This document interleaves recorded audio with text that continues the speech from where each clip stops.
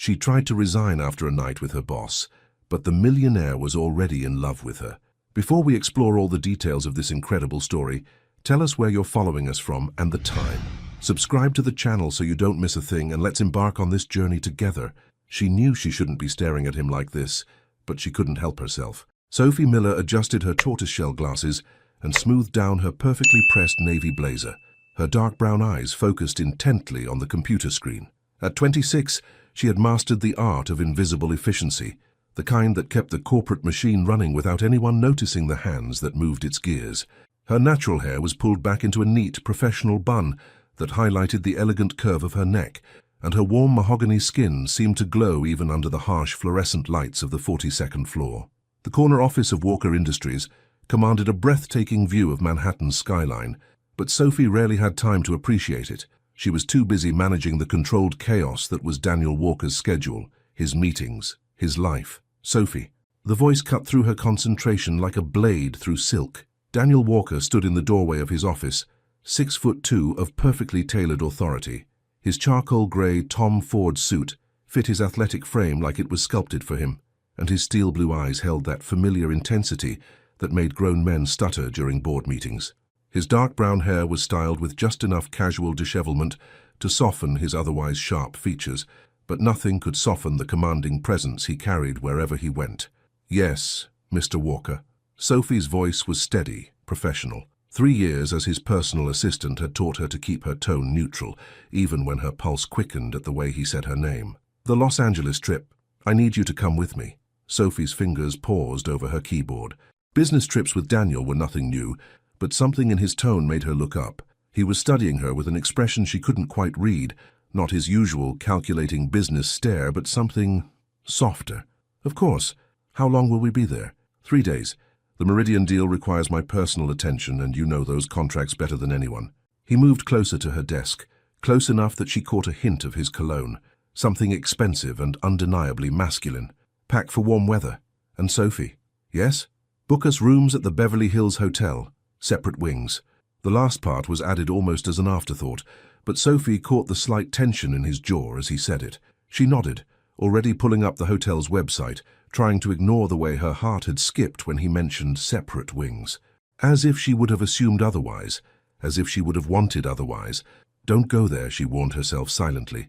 Daniel Walker was her boss, brilliant, demanding, impossibly wealthy, and completely off limits. He dated socialites and heiresses whose pictures graced the society pages of the New York Times. Women with trust funds and private jets, women who spoke 3 languages and attended charity galas in designer gowns that cost more than Sophie's yearly rent. Sophie Miller was the daughter of a Detroit public school teacher and a postal worker who had scraped together every penny to send her to Columbia. She was competent, educated, and proud of how far she'd come, but she was also realistic about the worlds that separated her from the man who signed her paychecks. "Will there be anything else?" she asked, her fingers already flying over the keyboard as she made his travel arrangements. Daniel hesitated at the threshold of his office. For a moment, Sophie thought he might say something more, but instead, he simply shook his head and disappeared behind the heavy oak doors. The afternoon passed in its usual blur of phone calls, emails, and crisis management. Sophie rescheduled 2 board meetings, negotiated with a difficult client in Tokyo, and somehow found time to order Daniel's dry cleaning and arrange for his housekeeper to water his ridiculously expensive orchids while he was away. At 6:30, the office had emptied except for the cleaning crew and the soft glow of Sophie's desk lamp. She was double-checking the flight details when Daniel emerged from his office, his tie loosened and his suit jacket draped over his arm. "You're still here, just finishing up the Los Angeles arrangements." She saved her work and began shutting down her computer. "Your flight is at 9 a.m. tomorrow. I'll meet you at JFK. Sophie." Something in his tone made her look up. He was standing beside her desk now, close enough that she could see the faint lines around his eyes that spoke of long nights and endless responsibilities. "Thank you for everything you do. I know I don't say it enough." The sincerity in his voice caught her off guard. In 3 years, Daniel Walker had never been anything but strictly professional with her. Polite, demanding, occasionally frustrated, but never personal. "It's my job, Mr. Walker." "Daniel," he said softly. "When it's just us, you can call me Daniel." Sophie felt something shift in the air between them, something that made her pulse quicken and her breath catch. For a moment, neither of them moved, and she found herself drowning in those steel-blue eyes that seemed to see right through her carefully constructed professional facade. Then her phone buzzed with a text message, breaking the spell. "I should go," she said quickly, grabbing her purse and coat. "Long day tomorrow." As she hurried toward the elevator, Sophie couldn't shake the feeling that something had changed, something that made her both excited and terrified for their trip to Los Angeles. The elevator doors closed, and she caught her reflection in the polished steel. Her cheeks were flushed, her eyes bright with something she didn't dare name. 3 days in Los Angeles, she thought. What could possibly happen in 3 days? But deep down in the part of her heart she kept carefully locked away, Sophie Miller already knew the answer to that question. The moment she stepped off that plane, Sophie knew Los Angeles would change everything. The California sun hit Sophie's face like a warm embrace as she emerged from LAX's terminal, her carry-on bag rolling smoothly behind her. Even at 10 in the morning, the air shimmered with heat and possibility, so different from New York's sharp autumn bite. She adjusted her lightweight cream blazer and searched the sea of faces for their driver. "Ms. Miller." A uniformed chauffeur approached with a professional smile, and within minutes, Sophie found herself sliding into the plush leather interior of a black Mercedes. Daniel was already seated, his attention focused on his phone, but he looked up as she settled beside him. "Good flight?" he asked, and Sophie noticed he'd ditched his usual tie. The top button of his white dress shirt was undone, revealing just a hint of his collarbone. It was such a small change, but somehow it made him look less like the intimidating CEO and more like a man. "Perfect, thank you." Sophie pulled out her tablet, ready to review their schedule. "The Meridian team wants to meet at 2, which gives us time to check into the hotel and—" Sophie. She looked up to find Daniel studying her with an amused expression. "It's Los Angeles. Relax a little. Relax." As if that were possible when she was sitting this close to him, when the California sun was making his steel-blue eyes look almost silver, when the familiar scent of his cologne was mixing with the ocean breeze drifting through the car's slightly open window. "I am relaxed," she said, which was such an obvious lie that Daniel actually chuckled. The sound sent an unexpected warmth through her chest. In 3 years she'd heard Daniel Walker laugh exactly 4 times, and each one had been during phone calls with clients.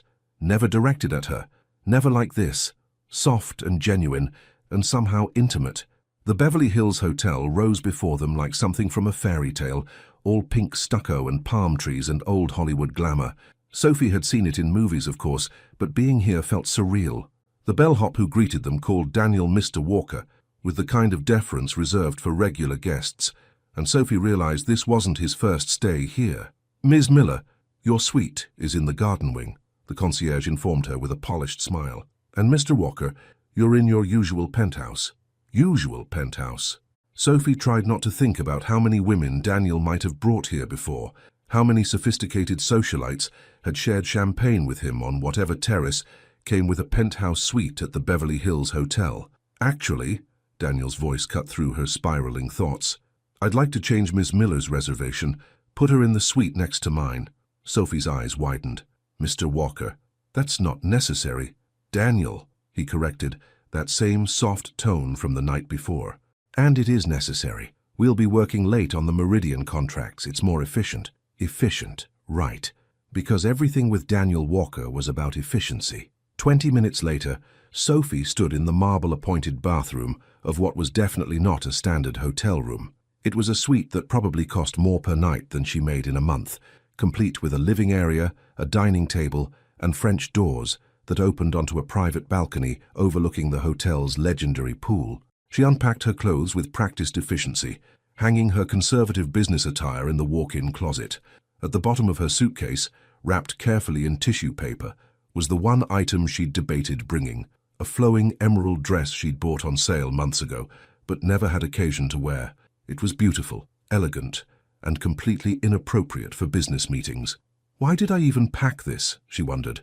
But she hung it up anyway. A knock at her door interrupted her thoughts. Daniel stood in the hallway and Sophie's breath caught. He'd changed out of his business attire into dark jeans and a soft grey sweater that clung to his shoulders in ways that should be illegal. He looked younger, more approachable, devastatingly handsome. "Ready for lunch?" he asked. "I know a place." The place turned out to be a small Italian cafe, tucked away on a quiet street in West Hollywood, the kind of spot that clearly wasn't frequented by tourists. The owner greeted Daniel like an old friend, leading them to a table on the sun-dappled patio, where jasmine vines climbed the brick walls and the sound of the city felt miles away. "You come here often?" Sophie asked, settling into her chair and trying not to stare at the way the dappled sunlight brought out the gold flecks in Daniel's eyes. "When I'm in town, it reminds me that not everything has to be about business." He paused, studying her face. "You look different here." "Different how?" "Softer. More—" He seemed to search for the word. "More yourself." Sophie felt heat rise in her cheeks. "I'm always myself, Mr. Walker." "Daniel," he said again, leaning forward slightly. "And no, you're not. In New York, you're my assistant, professional, composed, perfect." His voice dropped lower. "But right now, you look like Sophie." The way he said her name sent a shiver down her spine despite the warm afternoon air. This was dangerous territory, the kind of conversation that crossed lines she'd spent 3 years carefully maintaining. "We should probably discuss the Meridian meeting," she said, reaching for her tablet. Daniel's hand covered hers, stopping her. His touch was warm, gentle, and completely inappropriate. "The meeting isn't for 3 hours. Can't we just be 2 people having lunch?" Sophie looked down at their joined hands, at the way her dark skin contrasted with his, at how right it looked, despite how wrong it should feel. When she looked up, Daniel was watching her with an intensity that made her pulse race. "I don't know how to be just Sophie with you," she admitted quietly. "Then let me show you," he said, and his thumb traced a small circle across her knuckles that sent electricity shooting up her arm. The waiter appeared with their wine, breaking the moment, but something had shifted between them. As they talked over pasta and shared stories that had nothing to do with quarterly reports or board meetings, Sophie felt walls she'd spent years building begin to crumble. Daniel told her about growing up in Boston, about the pressure of inheriting his father's business empire, about how sometimes he felt like he was living someone else's life. Sophie found herself sharing things she'd never told anyone at work, her dreams of writing, her parents' sacrifices to send her to college, the way she sometimes felt invisible in rooms full of powerful people. "You're not invisible," Daniel said when she mentioned it.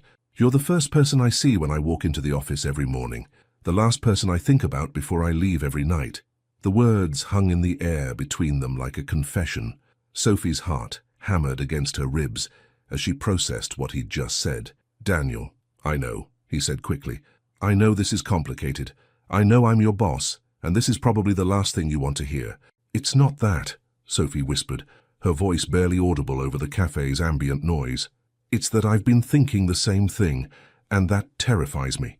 Daniel's eyes searched her face, and Sophie saw her own confusion and desire reflected back at her. The successful businessman, the man who commanded boardrooms and closed million-dollar deals, looked suddenly vulnerable. "What are we doing, Sophie?" Before she could answer, her phone buzzed with a reminder about their meeting. The spell was broken, reality crashing back in like a cold wave. "We should go," she said, pulling her hand away from his. "The Meridian team will be waiting." As they walked back to the hotel in silence, Sophie's mind raced. Something had changed during that lunch, something that couldn't be taken back or ignored. The careful professional distance she'd maintained for 3 years was crumbling, and she had no idea how to stop it. "What happens in Los Angeles?" she thought, but couldn't bring herself to finish the cliché, because deep down she was starting to hope that whatever happened in Los Angeles wouldn't stay there. When the meeting ended, Sophie realized the real negotiation was just beginning. The Meridian conference room overlooked downtown Los Angeles, its floor-to-ceiling windows offering a panoramic view of the city sprawling toward the mountains. Sophie sat quietly to Daniel's left, her tablet open, fingers poised to take notes as the team of lawyers and executives filed in. But her mind kept drifting to lunch, to the way Daniel had looked at her across that small cafe table, to the warmth of his hand covering hers, to the words that had passed between them like secrets. "You're the first person I see when I walk into the office every morning." "Gentlemen," Daniel's voice cut through her thoughts as he stood to greet the Meridian team. "Thank you for accommodating our schedule." Sophie watched him transform back into the Daniel Walker she knew from New York, commanding, focused, every inch the successful CEO. But now she could see the subtle signs of the man she'd glimpsed at lunch, the way his fingers drummed once against his thigh when he was thinking, the slight softening around his eyes when he smiled. "Mr. Walker," James Meridian, a silver-haired man in his 60s, extended his hand. "Always a pleasure. I trust your flight was comfortable." "Very, thank you. I believe you know my assistant, Sophie Miller. She's been instrumental in reviewing the contract details." Sophie felt heat rise in her cheeks as every eye in the room turned to her. In New York, she was used to being invisible during meetings, the efficient assistant who took notes and managed logistics. But the way Daniel introduced her, with respect, with acknowledgement of her contributions, made her sit a little straighter. "Ms. Miller," James Meridian nodded warmly. "I've heard excellent things about your work." The next 2 hours passed in a blur of financial projections, delivery schedules, and liability clauses. Sophie found herself surprisingly engaged, offering insights when Daniel looked to her, catching discrepancies that others missed. At one point, when the Meridian team tried to adjust payment terms unfavorably, she caught Daniel's eye and gave an almost imperceptible shake of her head. He paused, reconsidered, and countered with terms that saved Walker Industries nearly $2 million. "I think we have a deal," Daniel said finally, rising to shake hands around the table. As the Meridian team gathered their papers and said their goodbyes, James Meridian lingered beside Sophie's chair. "Ms. Miller, if you ever decide you want a change of scenery, we could use someone with your eye for detail in Los Angeles." Sophie smiled politely. "That's very kind of you to say." When the room finally emptied, leaving just Sophie and Daniel alone, she began packing up her notes. "That was well done," Daniel said quietly. "Just doing my job." "No." He moved closer, close enough that she could smell his cologne again. "That was exceptional. You saved us millions on that payment schedule adjustment." Sophie looked up to find him studying her with an expression she'd never seen before, something between admiration and something deeper, more dangerous. "I told you I know those contracts better than anyone," she said, trying to keep her voice light. "You do. You know them. You know my business. You know." He paused, his voice dropping lower. "You know me better than I thought anyone could." The conference room suddenly felt too small, too intimate. The late afternoon sun streaming through the windows cast golden highlights across Daniel's face, and Sophie found herself noticing details she'd never allowed herself to see before. The way his jaw tensed when he was thinking, the small scar above his left eyebrow, the way he was looking at her like she was the only person in the world. "Daniel," she said softly, but she didn't know how to finish the sentence. "Have dinner with me tonight." The words hung in the air between them. Not a command, not a business obligation, an invitation. "I don't think that's—" "Not as my assistant," he said quickly. "As Sophie, the woman who just impressed a room full of sharks, who makes me laugh, who sees through my walls like they don't even exist." Sophie's heart hammered against her ribs. This was the moment, the line they'd been dancing around for hours, maybe for years. Once crossed, there would be no going back to the careful professional distance that had defined their relationship. "One dinner," Daniel said softly. "If you want to pretend this never happened afterward, we can. But Sophie, I need to know if what I felt at lunch was real." She looked into his steel blue eyes and saw something that made her breath catch. Vulnerability. Daniel Walker, the man who commanded boardrooms and closed impossible deals, was asking her to dinner like a nervous teenager. "One dinner," she heard herself say. The smile that spread across Daniel's face was unlike anything she'd ever seen from him. Genuine, relieved, beautiful. "I know just the place," he said. 2 hours later, Sophie stood in front of her hotel suite's full-length mirror, questioning every choice she'd made in the last 24 hours. The emerald dress she'd impulsively packed hung perfectly on her curves, its silk fabric catching the light as she moved. She'd let her hair down from its usual professional bun, and the natural curls framed her face softly. A touch of makeup brought out the warmth in her brown eyes. She looked beautiful. She looked like a woman going on a date, not an assistant attending a business dinner. "What am I doing?" A knock at her door interrupted her internal panic. Daniel stood in the hallway and Sophie's breath caught. He'd changed into dark slacks and a navy blue button-down that made his eyes look almost electric. His hair was slightly mussed, as if he'd run his hands through it nervously. "You look—" He stopped, his eyes traveling over her in a way that made her skin warm. "Sophie, you're beautiful." The simple honesty in his voice made her cheeks burn. "Thank you. Shall we?" The restaurant he'd chosen was nothing like what Sophie had expected. Instead of the high-end establishments where she imagined Daniel usually dined, it was an intimate rooftop garden overlooking the city, with twinkling lights strung between olive trees and the sound of jazz drifting from somewhere nearby. "This is incredible," Sophie breathed, as they were led to a corner table where the city lights stretched out below them like fallen stars. "I discovered it by accident a few years ago," Daniel said, pulling out her chair. "Sometimes the best things happen when you're not looking for them." As they settled at their table, Sophie noticed how different Daniel seemed. Gone was the intense, commanding presence from the boardroom. This version of him was relaxed, attentive, charming in a way that had nothing to do with business and everything to do with the man beneath the suit. "Tell me something I don't know about you," he said, as their wine arrived. Sophie laughed. "After 3 years as your assistant, I think you know everything about me. My coffee order, my schedule, probably my shoe size." "I know Sophie Miller, my assistant," Daniel said, leaning forward slightly. "I want to know Sophie Miller, the woman." The way he said it sent a shiver down her spine. "What do you want to know?" "Everything.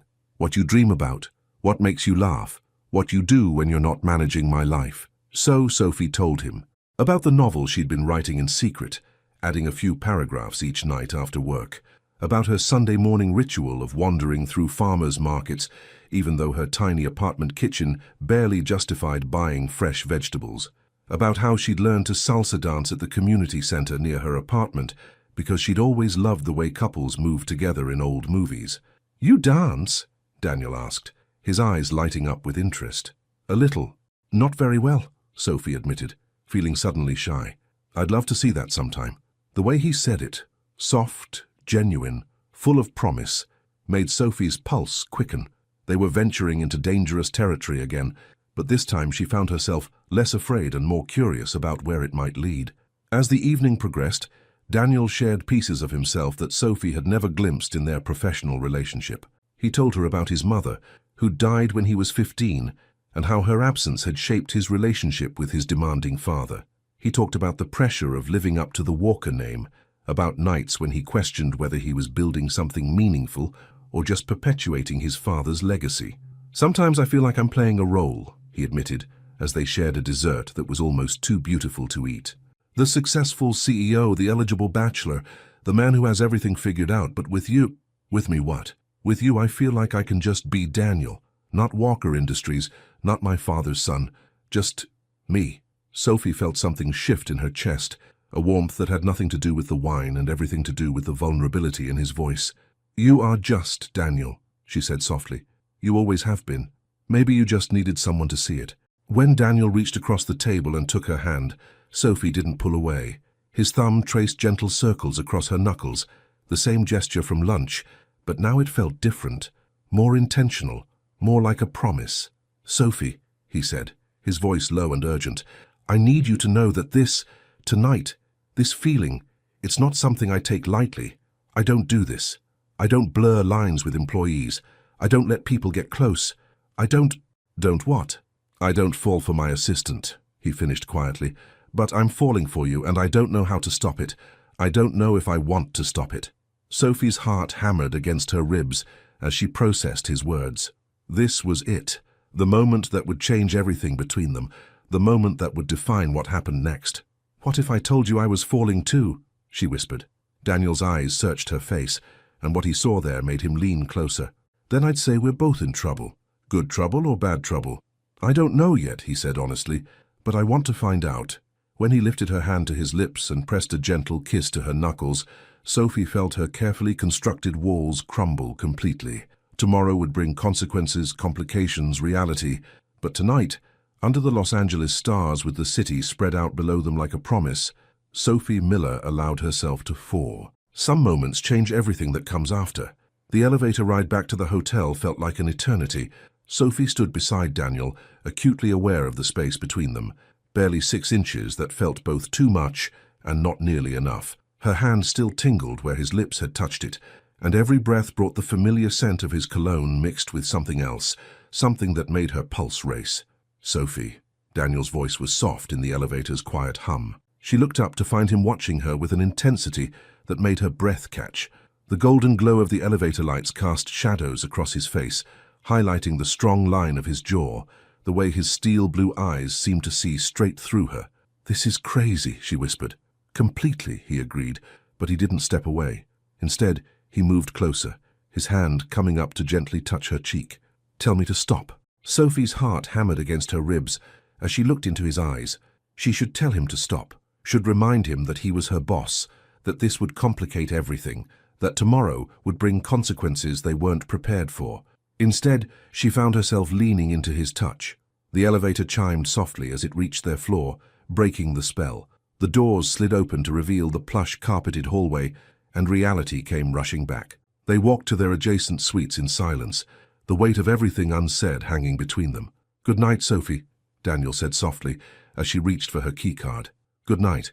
But neither of them moved. Sophie stood with her hand on the door handle, her back to Daniel, knowing he was still there, still watching her.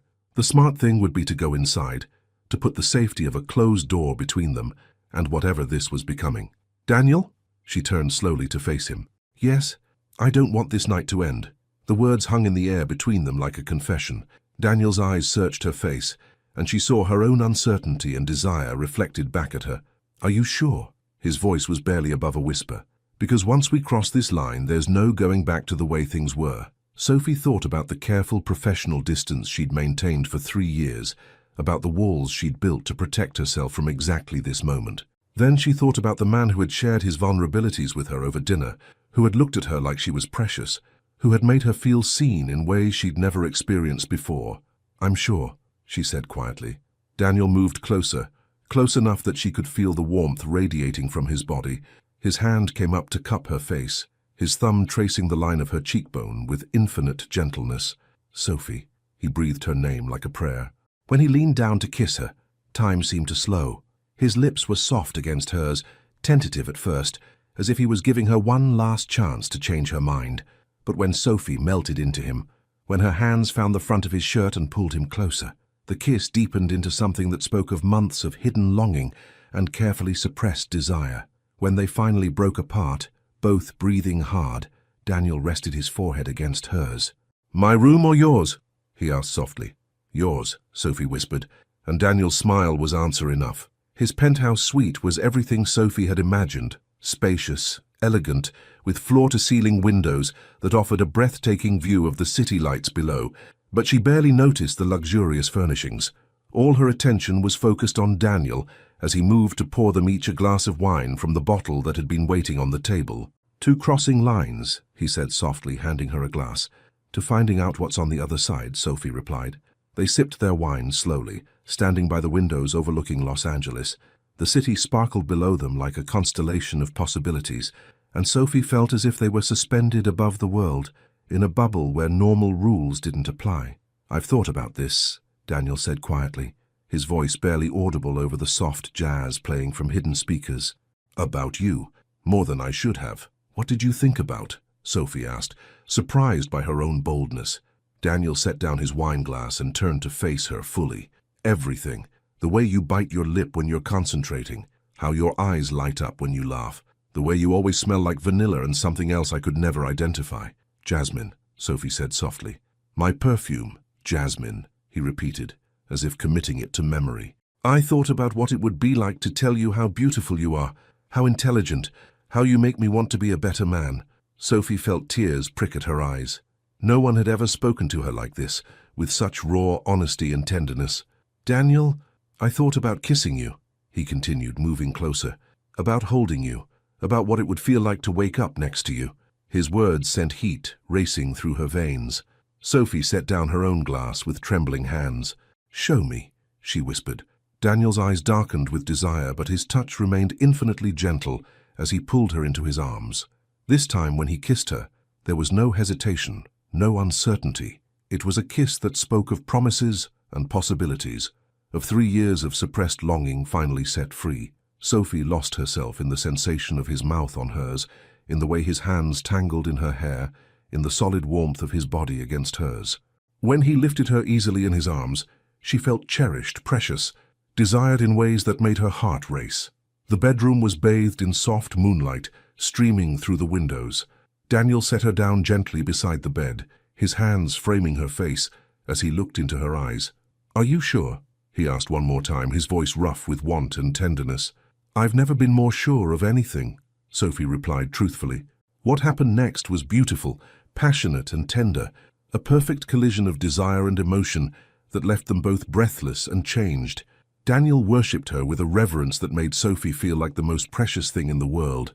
Every touch, every kiss, every whispered word of adoration spoke of feelings that went far deeper than physical attraction. Afterward, they lay tangled together in the silk sheets, Sophie's head resting on Daniel's chest as his fingers traced lazy patterns on her bare shoulder. The city lights continued to twinkle beyond the windows, but Sophie felt as if their world had narrowed to just this room, this bed, this perfect moment. "What happens now?" she asked softly, her voice barely above a whisper. Daniel's arms tightened around her. "I don't know," he admitted, "but I know I don't want this to be just one night." Sophie tilted her head to look at him. In the moonlight, with his hair mussed and his usual composed expression replaced by something softer and more vulnerable, he looked younger, more human. "Neither do I," she said. "Good," Daniel murmured, pressing a kiss to the top of her head, "because I'm not sure I could let you go now even if you wanted me to." Sophie smiled against his chest, feeling a contentment she'd never experienced before. Tomorrow would bring complications, conversations, decisions about what this meant for their professional relationship. But tonight, wrapped in Daniel's arms with the Los Angeles stars as their witnesses, Sophie allowed herself to believe in possibilities. Outside, the city hummed with late-night energy, oblivious to the fact that two people had just discovered something worth risking everything for. And as Sophie drifted off to sleep in Daniel's embrace, her last conscious thought was that some mistakes were too beautiful to regret. But even in her contentment, a small voice in the back of her mind whispered a warning about what the morning light might bring. Reality has a cruel way of shattering even the most beautiful dreams. Sophie woke to the soft sound of running water from the bathroom and the unfamiliar sensation of silk sheets against her skin. For a blissful moment, she floated in that space between sleep and consciousness, where the events of the night before felt like a beautiful dream. Then awareness crashed over her like a cold wave. She was in Daniel's bed, in Daniel Walker's bed, her boss's bed. The morning light streaming through the floor-to-ceiling windows seemed harsh and unforgiving, illuminating the emerald dress draped carelessly over a chair, her heels kicked off beside the bed, the evidence of the line they had crossed scattered around the room like accusers. "What have I done?" Sophie sat up carefully, pulling the sheet around herself as panic began to claw at her chest. In the harsh light of morning, everything that had felt magical and right just hours ago now seemed reckless and potentially career-destroying. 3 years. 3 years she had worked to build her reputation, to prove herself in a world where women like her had to work twice as hard to be taken seriously. 3 years of careful professionalism, of maintaining boundaries, of earning respect through competence and dedication. And she had thrown it all away for one night. The shower was still running, and Sophie could hear Daniel's voice as he spoke on what must be his phone, probably already conducting business while most of the world was still sleeping. The sound of his voice, so familiar yet now charged with new meaning, sent a confusing mix of warmth and terror through her. "He's going to think I'm just another conquest," the cruel voice in her head whispered. "Another woman who couldn't resist the powerful CEO. They'll probably laugh about it in boardrooms. The assistant who thought she was special." Sophie closed her eyes, remembering the way Daniel had looked at her last night, the tenderness in his voice when he'd called her beautiful, the reverence in his touch. That hadn't been fake, it couldn't have been, but morning light had a way of making even the most sincere moments seem like elaborate lies. The shower turned off, and Sophie's panic intensified. She couldn't face him. Not yet. Not until she figured out how to handle this disaster she'd created. Moving as quietly as possible, Sophie slipped from the bed and gathered her scattered clothes. Her hands shook as she pulled on the emerald dress that had made her feel so beautiful last night, and now felt like evidence of her poor judgment. She was reaching for her shoes when the bathroom door opened. "Sophie?" Daniel emerged with a towel wrapped around his waist, his hair damp, droplets of water still clinging to his chest. In the morning light, he was devastatingly handsome, and the sight of him sent an unwelcome jolt of desire through her despite her panic. But it was the expression on his face that made her heart clench. Soft, hopeful, vulnerable in a way she'd never seen from the commanding CEO she knew in New York. "You're leaving," he said, and it wasn't a question. I need to get back to my room, get ready for the flight." Sophie's voice sounded strange and distant to her own ears. Daniel moved closer, and Sophie caught the scent of his shower gel, something clean and masculine that made her want to step into his arms instead of toward the door. "Sophie, look at me." Reluctantly, she raised her eyes to his. The gentleness she saw there nearly undid her resolve. "Last night," he began, "was a mistake," Sophie said quickly, the words tumbling out before she could stop them. "A beautiful mistake, but still a mistake." Daniel's face went very still. "A mistake. You're my boss, Daniel. I'm your employee. This can't happen again. Can't, or you don't want it to." The quiet intensity in his voice made Sophie's chest tight. She wanted to tell him the truth, that she wanted it more than she'd ever wanted anything, that the thought of pretending last night never happened felt like losing something precious. But fear was louder than want. "Does it matter?" she said instead. Something flickered across Daniel's face. Hurt, disappointment, maybe anger. The vulnerable man from moments before was already retreating behind his familiar mask of control. "I suppose it doesn't," he said coolly. Sophie felt tears prick at her eyes, but she blinked them back. This was for the best. This was the smart choice. This was protecting both of them from a situation that could only end badly. "I'll see you at the airport," she said, heading for the door. "Sophie." She paused but didn't turn around. "For what it's worth," Daniel said quietly, "last night was the most real I've felt in years. If that was a mistake to you, then I'm sorry for misreading the situation." Sophie's heart shattered at the resignation in his voice, but she forced herself to keep walking. She made it to her own suite before the tears came, sliding down the door as sobs racked her body. She had done the right thing, the professional thing, the smart thing. So why did it feel like she had just made the biggest mistake of her life? An hour later, Sophie sat in the hotel lobby, her luggage beside her and her professional armor firmly back in place. She had showered, applied concealer to hide the evidence of her crying, and put her hair back in its usual neat bun. Her navy blazer was wrinkle-free, her expression composed, and to anyone looking, she was once again the efficient assistant waiting for her boss. But inside, she felt like she was fracturing. Daniel appeared exactly on time, looking every inch the successful businessman in his charcoal suit and silver tie. His face was a mask of professional politeness, giving no hint of the intimacy they had shared or the conversation in his suite.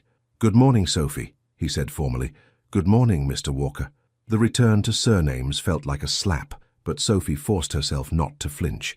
This was what she had chosen. This was what needed to happen. The car ride to the airport was excruciating. They sat in silence, both staring out their respective windows, the space between them feeling like an ocean. The easy intimacy of the previous day was gone, replaced by a tension so thick Sophie could barely breathe. On the plane, Daniel buried himself in work, while Sophie stared blindly at her tablet, the words blurring together as her mind replayed every moment of the night before. She kept stealing glances at him, remembering the way he had held her, the promises whispered in the dark, the look in his eyes when he'd told her she made him want to be a better man. 3 hours into the flight, Daniel closed his laptop and turned to her. "Sophie." She looked up, her heart jumping at the way he said her name. Not formal, not distant, but with the same gentleness as the night before. "Yes, Mr. Walker?" He winced slightly at the formal address. "Are we really going to pretend last night never happened?" Sophie's carefully constructed composure wavered. "I think that's best for everyone." "Best for everyone, or safest for you?" The quiet challenge in his voice made her look away. "I don't know what you mean." "I think you do." Daniel leaned closer, lowering his voice so only she could hear. "I think you're scared. I think last night meant something to you, and that terrifies you." "You're my boss," Sophie said weakly. "I'm also the man who told you things I've never told anyone else. The man who held you while you slept. The man who—" He paused, his voice dropping to barely a whisper.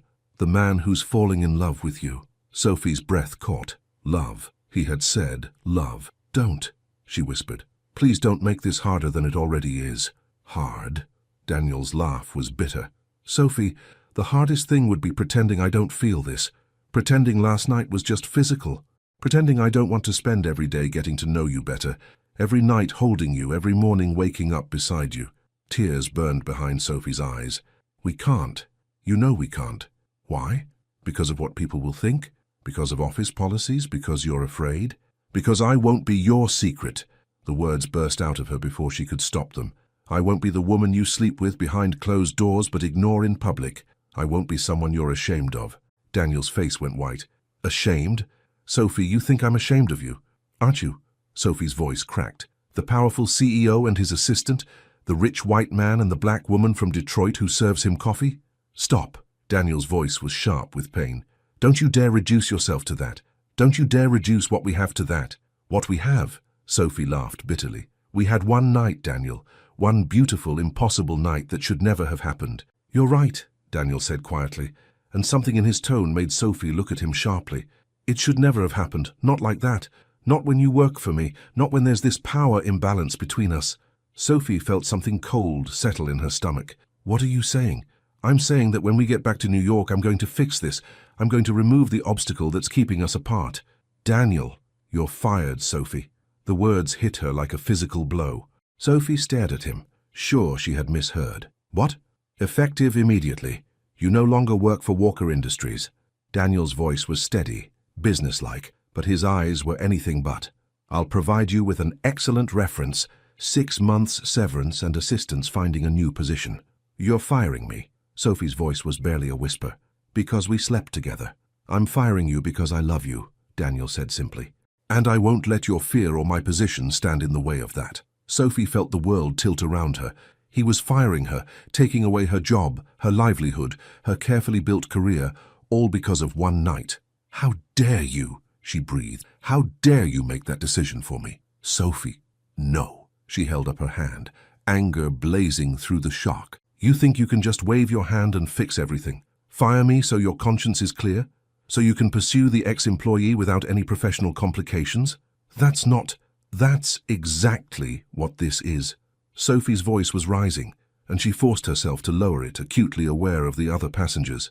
You took my choice away, my job, my career, my agency. Gone, because Daniel Walker decided what was best for everyone. Daniel's face was pale.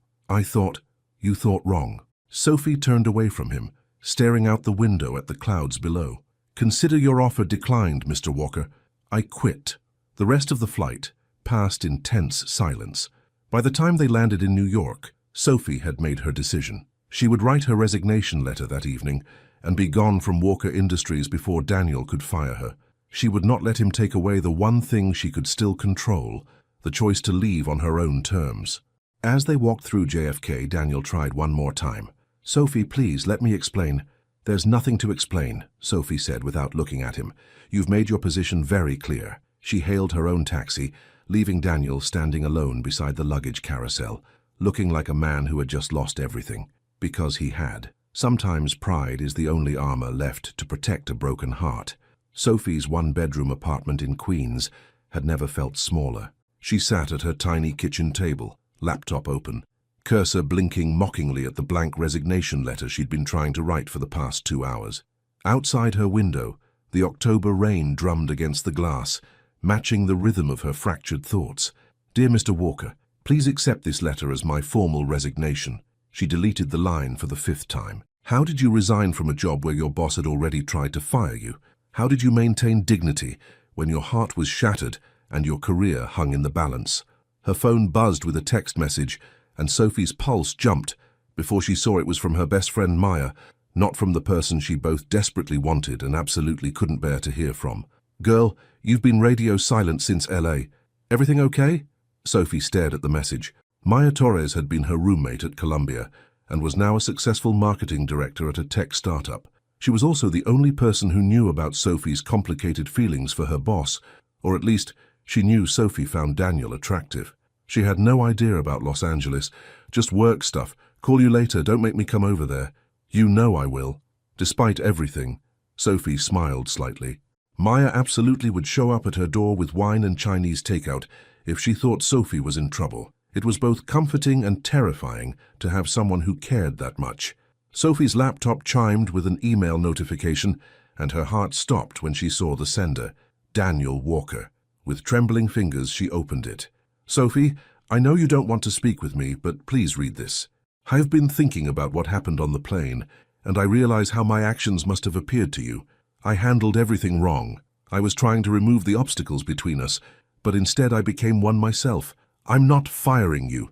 I never should have said that. Your position at Walker Industries is secure for as long as you want it. The choice is yours. I would like to discuss this in person when you're ready. I'll be in the office tomorrow if you decide to come in. Respectfully, Daniel. Sophie read the email 3 times, her emotions churning between relief, anger, and something dangerously close to hope. He wasn't firing her, but he also wasn't apologizing for the way he'd tried to control the situation, wasn't acknowledging that his solution had been a complete violation of her autonomy. The choice is yours, except it wasn't, was it? Because either choice, staying or leaving, would be excruciating now. Staying meant seeing him every day, pretending Los Angeles never happened, watching him eventually move on with someone more suitable. Leaving meant walking away from the best job she'd ever had, and the man she was terrified to admit she might be falling in love with. Sophie closed the laptop and walked to her bedroom, catching sight of herself in the full-length mirror. She looked exhausted, hollow-eyed, like a woman who had spent the last 24 hours questioning every decision she'd ever made.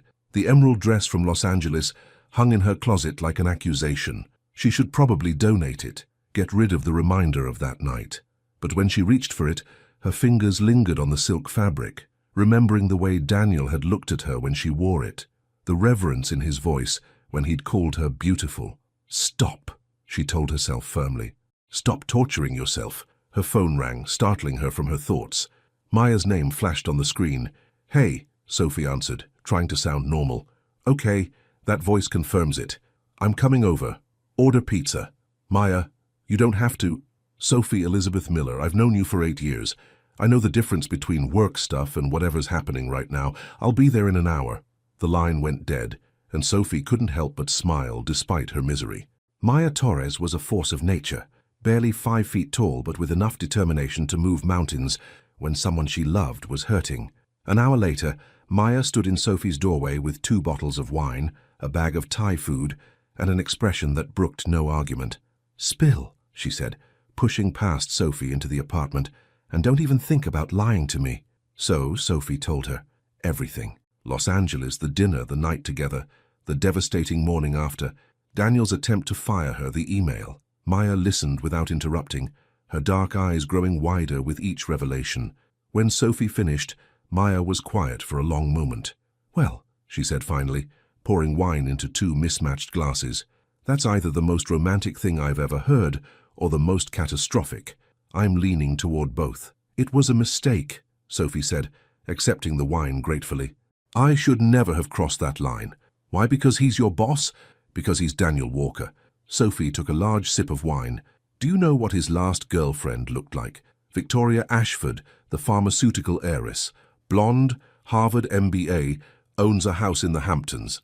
That's his world, Maya, not mine." "Did Victoria Ashford make him laugh?" Maya asked quietly. "Did she know how he takes his coffee?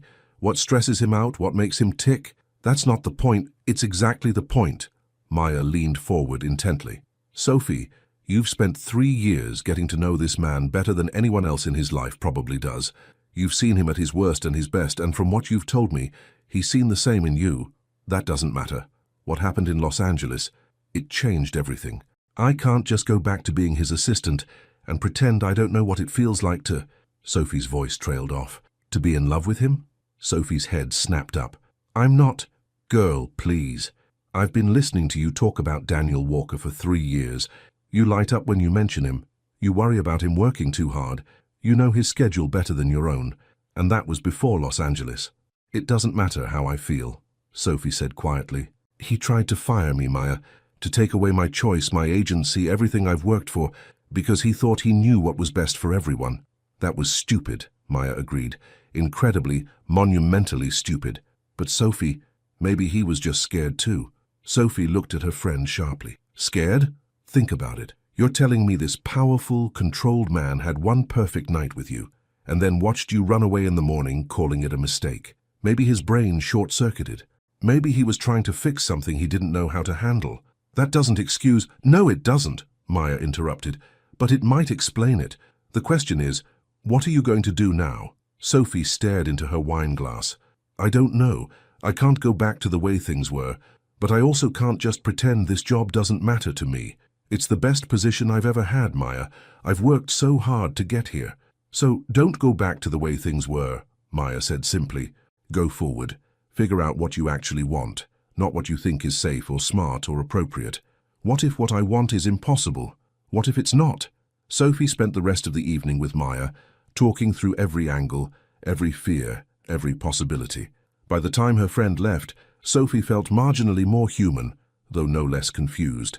She lay in bed, staring at the ceiling, replaying Maya's words.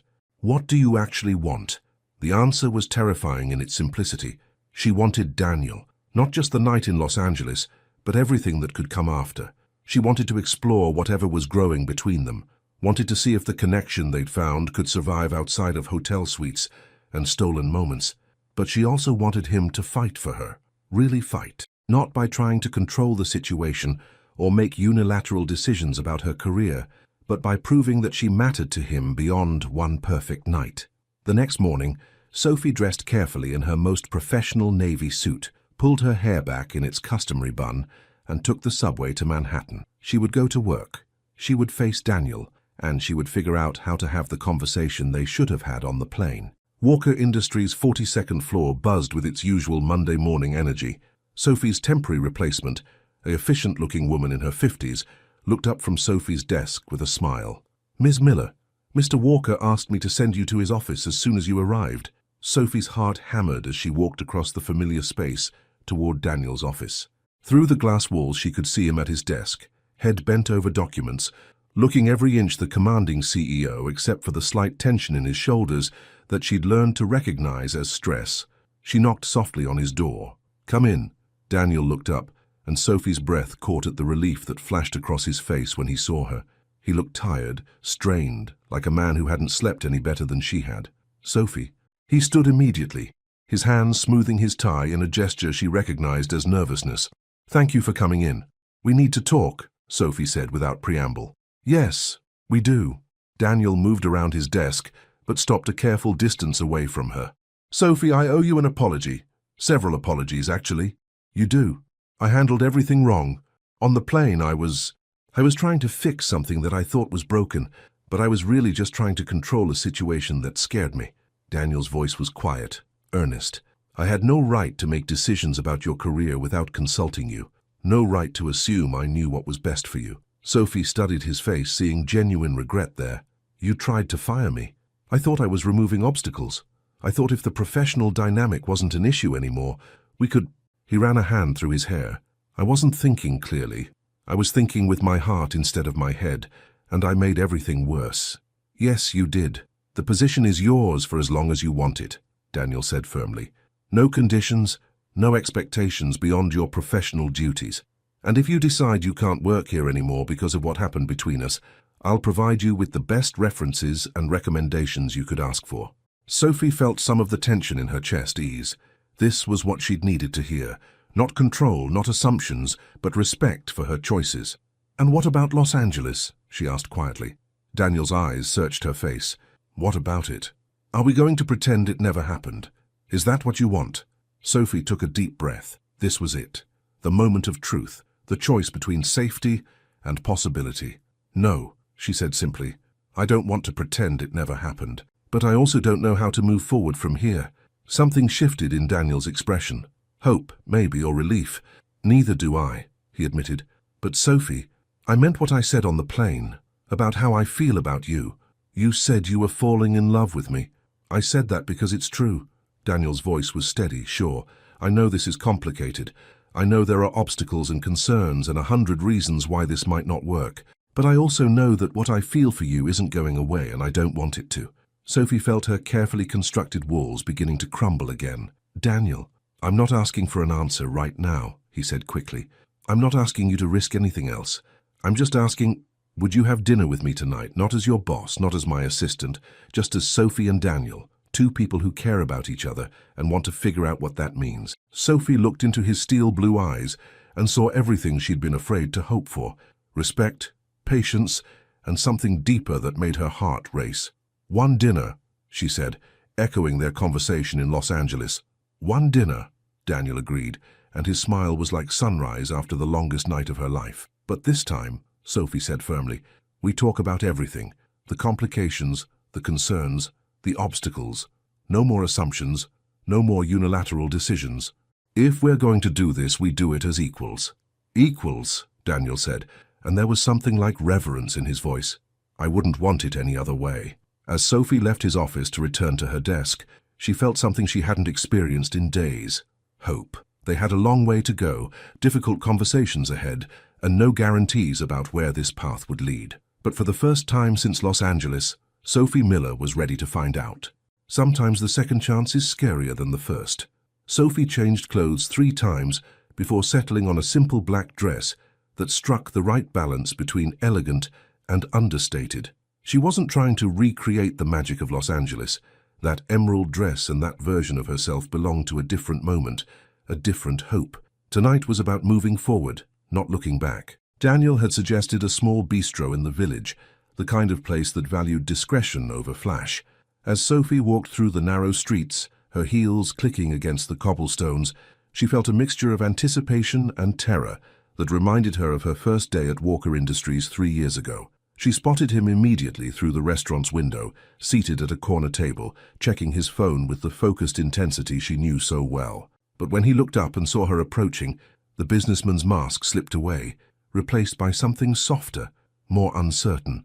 Sophie. He stood as she reached the table, and for a moment they both hesitated, unsure of the proper greeting. A handshake felt absurd, a hug too intimate. In the end, Daniel simply pulled out her chair with the same careful courtesy he'd shown that first night in Los Angeles. "Thank you," she said, settling into her seat. "This place is lovely." "It belonged to my grandmother's friend," Daniel said, sitting across from her. "She used to bring me here when I was a kid. It's uncomplicated." Sophie smiled at the word choice. Uncomplicated sounds perfect right now. They ordered wine, nothing too expensive. Nothing that carried the weight of seduction or grand gestures, just a simple Pinot Grigio that went well with conversation and honest intentions. "So," Daniel said, once their glasses were filled, "how do we do this?" "Carefully," Sophie replied, "honestly, like adults who respect each other. I can do that." Daniel took a sip of his wine, studying her face in the candlelight. "You look beautiful, but you always do. That's not me trying to be charming, that's just true." Sophie felt warmth spread through her chest, but she kept her voice steady. "Thank you, but compliments aren't going to fix what went wrong between us." "No, they're not." Daniel leaned forward slightly. "So let's talk about what did go wrong, starting with my spectacular failure on the airplane." Sophie appreciated his directness.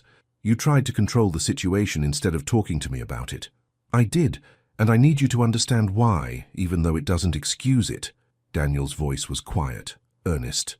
"Sophie, I've spent my entire adult life in control of my company, my schedule, my emotions, my relationships, everything planned, everything managed, everything safe. And then you walked into my office 3 years ago and slowly, without me even realizing it, you became the person I trusted most in the world, the person who knew me best, the person who—" He paused, seeming to choose his words carefully. "The person who made me want things I'd never thought I needed." Sophie felt her pulse quicken, but she forced herself to stay focused. "What kinds of things?" "Partnership, real intimacy, someone to come home to who actually knows who I am." Daniel's eyes met hers. "When we were in Los Angeles, when you were lying in my arms, I felt like I was exactly where I was supposed to be for the first time in my life." The honesty in his voice made Sophie's chest tight. "Then why did you run when I panicked?" "Because I've never felt that vulnerable before, and it terrified me. When you called it a mistake, when you ran, I reverted to what I know. Control, management, problem-solving." Daniel ran a hand through his hair. "I thought if I could just remove the professional complications, we could start over. I thought I was being romantic." "You thought wrong." "I thought wrong," he agreed. "Sophie, I need you to know that I've never done anything like this before. I don't date employees, I don't mix business with personal feelings, I don't—" He gestured helplessly. "I don't fall in love." There was that word again. Love. It hung between them like a challenge. "Is that what this is?" Sophie asked quietly. "Love?" Daniel was quiet for a long moment, and when he spoke his voice was barely above a whisper. "I think about you when I wake up. I think about you during board meetings.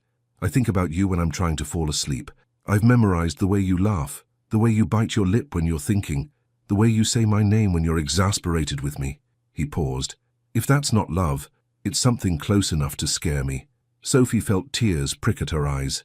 "Daniel, I know it's complicated. I know there are obstacles, and I know I've already hurt you by handling this badly. But Sophie, I also know that I don't want to spend the rest of my life wondering what could have been if I'd been brave enough to fight for this." Their food arrived, giving Sophie a moment to collect herself. The server, an elderly Italian woman with kind eyes, seemed to sense the gravity of their conversation and left them alone with minimal fuss. "My turn," Sophie said once they were alone again. "You want honesty? Here it is. Los Angeles wasn't a mistake. It was the most real, most beautiful night of my life. But it also terrified me because it felt too good to be true. Why? Because you're Daniel Walker. Because you're brilliant and successful and you could have anyone you want. Because I'm—" Sophie struggled with the words. "Because I'm just Sophie Miller from Detroit, and I've spent my whole life being told that girls like me don't get fairy tale endings with men like you." Daniel's face darkened. "That's not true, isn't it? How many serious relationships have you had with women who weren't from your social circle? How many girlfriends didn't have trust funds or family connections or—" "None," Daniel said quietly. "You're right. I've dated women who were safe choices, expected choices. Women who looked good at charity galas and fit into my world without challenging anything." Sophie felt her heart sink, despite having expected this answer. "But Sophie," Daniel continued, "those relationships were empty, pleasant, uncomplicated, and completely hollow. I never felt with any of them what I felt sitting across from you at lunch in Los Angeles. I never felt seen, or challenged, or alive." "Pretty words," Sophie said, though her voice lacked conviction. "Not words, truth." Daniel reached across the table, stopping just short of her hand. "Sophie, you make me want to be the kind of man who deserves you. You make me want to be better than I am. I don't want you to change for me. Not change, grow. There's a difference." Sophie looked down at his hand, so close to hers but not quite touching. "What would this look like, if we tried?" "I don't know," Daniel admitted. "We'd have to figure it out as we go, but I know what I want it to look like." "Which is?" "I want to take you to dinner without worrying about who might see us. I want to bring you as my date to company events and be proud to have you on my arm.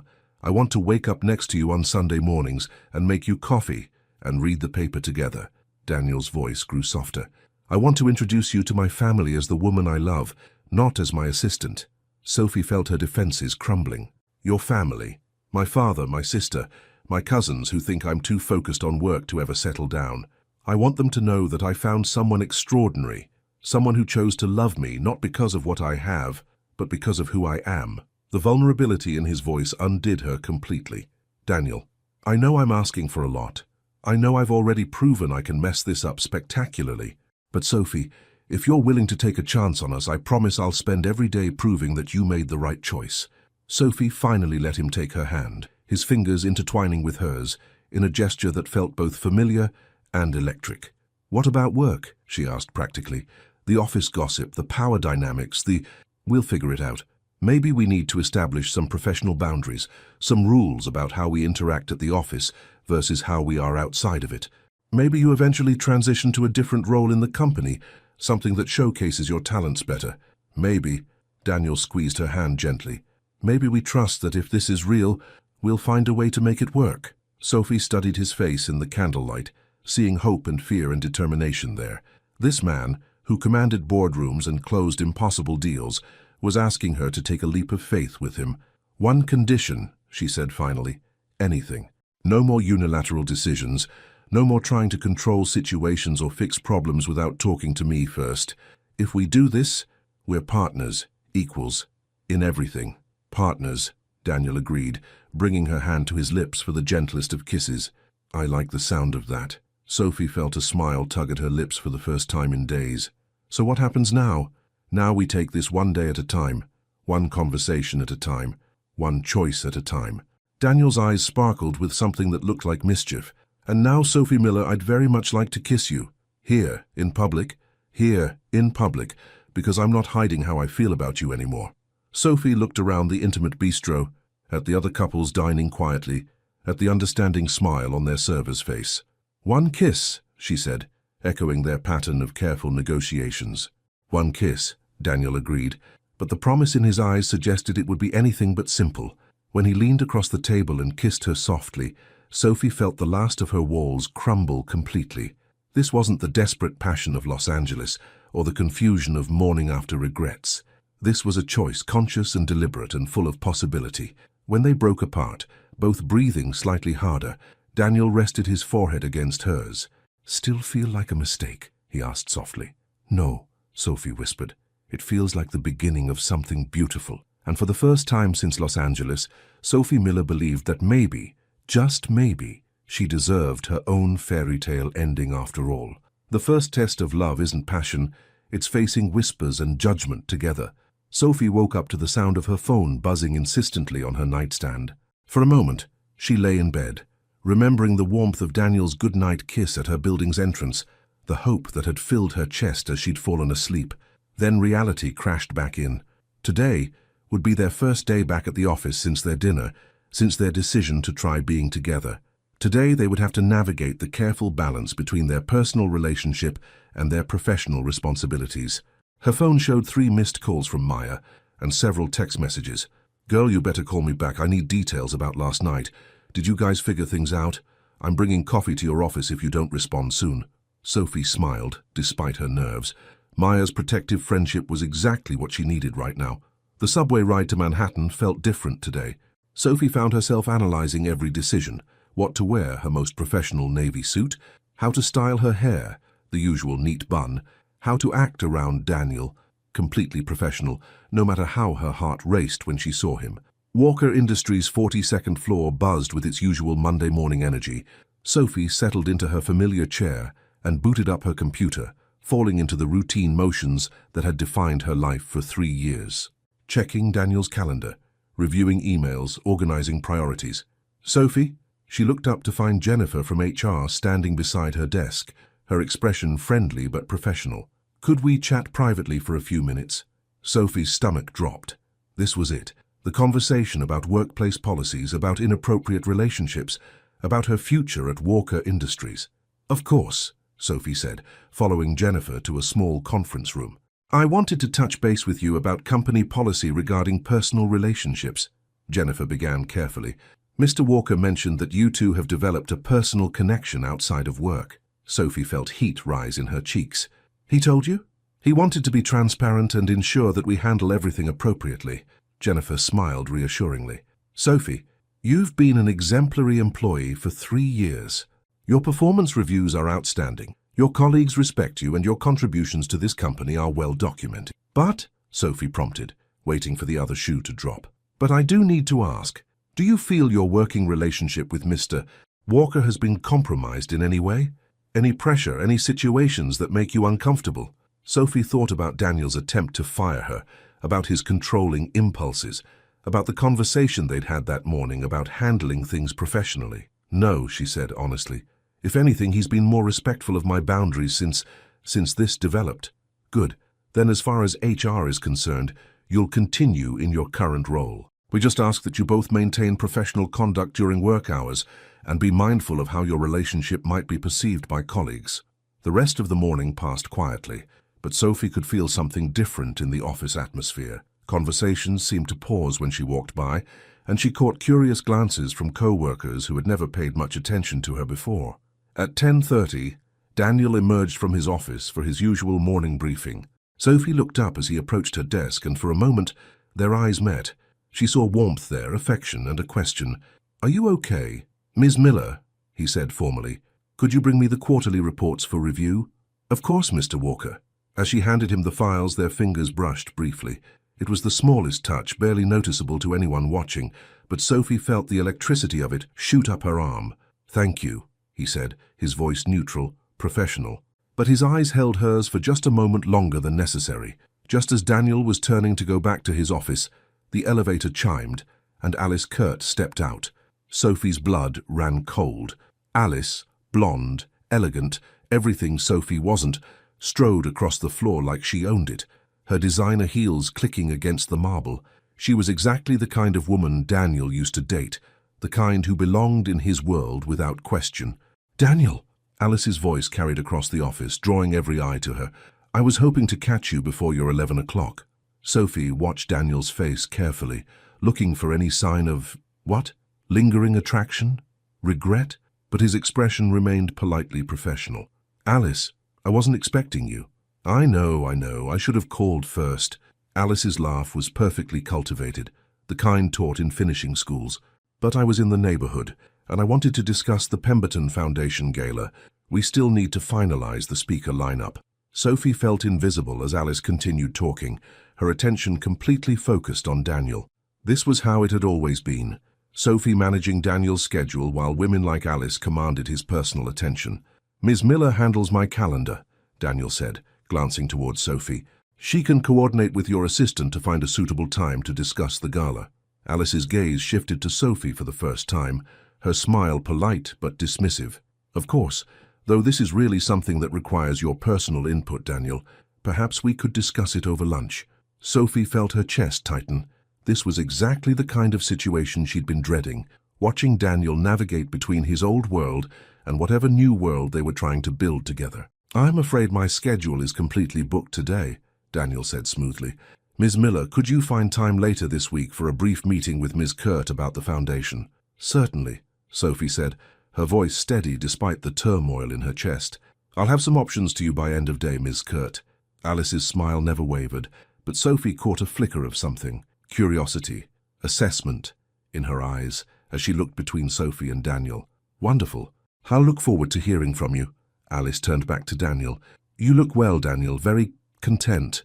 "Thank you. If you'll excuse me, I have a conference call starting shortly." After Alice left, the office seemed to exhale collectively. Sophie busied herself with her computer, trying to process what had just happened. Daniel had been professional, appropriate, but he'd also made it clear that Sophie was his point of contact for everything, including his social obligations. "Sophie." She looked up to find Melissa from accounting standing beside her desk, her expression sympathetic but curious. "Could I ask you something?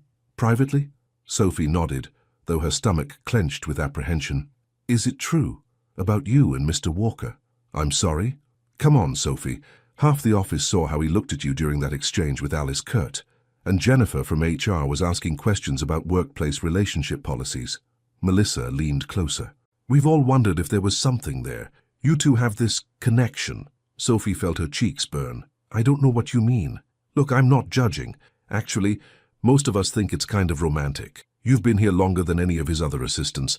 You clearly know him better than anyone, and he's definitely different around you." Melissa smiled genuinely. "I just wanted to say that if it's true, I think it's great. You're good for him." Before Sophie could respond, Melissa was walking away, leaving Sophie to wonder how obvious their feelings had been, even before Los Angeles. The afternoon brought more of the same, subtle glances, whispered conversations that stopped when she approached, and a growing awareness that her relationship with Daniel was becoming the office's favorite topic of speculation. At 4 o'clock, Daniel emerged from his final meeting of the day. Sophie looked up as he approached her desk, and she could see the strain around his eyes that suggested his day had been as emotionally exhausting as hers. "Ms. Miller, could you stay a few minutes after hours today? I'd like to review tomorrow's schedule." "Of course, Mr. Walker." By 6 o'clock, the office had emptied except for security and the cleaning crew. Daniel closed his office door and immediately moved to where Sophie was gathering her things. "How are you holding up?" he asked softly, his formal mask finally dropping. "I'm okay, it's just strange, feeling like everyone's watching us, analyzing every interaction." "I know." And Alice showing up didn't help. Sophie looked at him sharply. "She was beautiful, elegant, everything I'm not." "She's everything you're not," Daniel agreed, and Sophie's heart sank until he continued. "She's predictable, superficial, and completely wrong for me." Sophie, seeing her today, just reminded me of how empty those relationships were. "Really?" "Really." Daniel moved closer, close enough that she could smell his cologne. "Can I tell you something?" Sophie nodded. "When she was talking to me, all I could think about was how much I wanted her to leave so I could focus on you again. How much I wanted to tell her that the reason I look content is because I'm falling in love with the most incredible woman I've ever met." Sophie felt tears prick at her eyes. "Daniel, I know we said we'd keep things professional at work, and we will, but I needed you to know that there's no comparison, Sophie. There never was."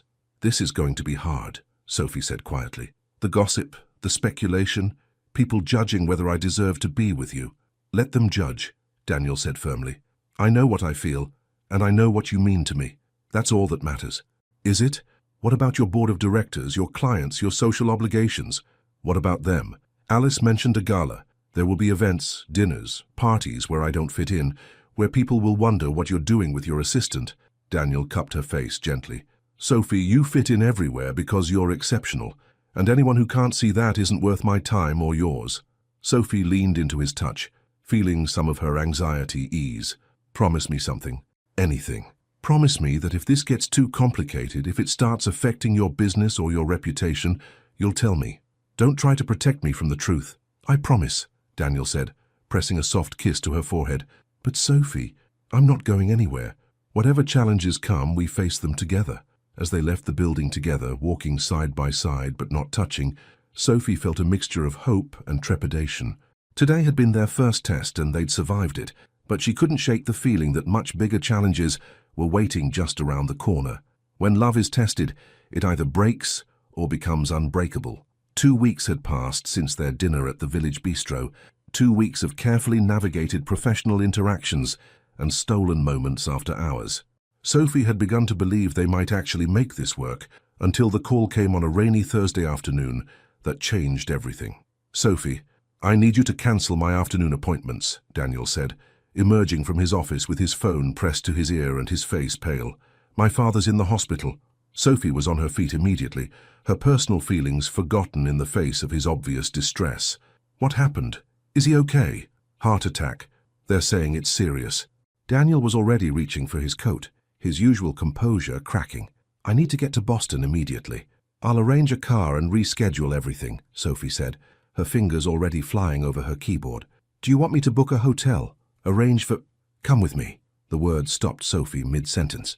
Daniel was standing beside her desk, his steel blue eyes intense with something between desperation and hope.